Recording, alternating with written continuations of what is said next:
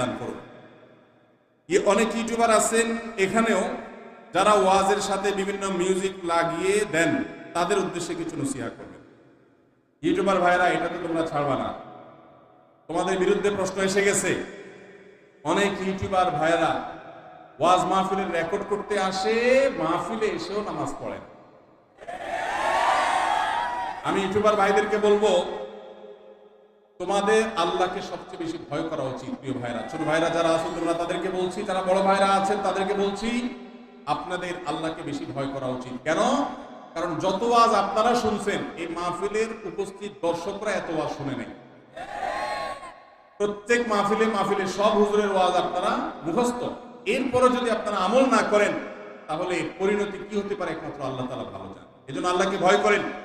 ওয়াজের ভিডিও ক্লিপের মধ্যে আবার মিউজিক লাগাই দেন, শুধু সেটা প্রতিদিন ইউটিউবে দেখি।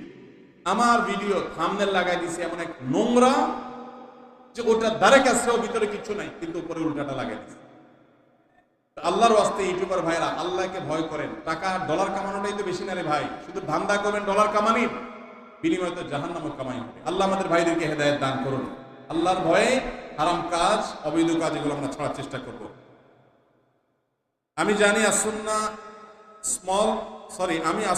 স্মল বিজনেস ম্যানেজমেন্টের 15তম ব্যাচের একজন ছাত্র। আমার প্রশ্ন হচ্ছে, আমাদের এদিকে এনজিও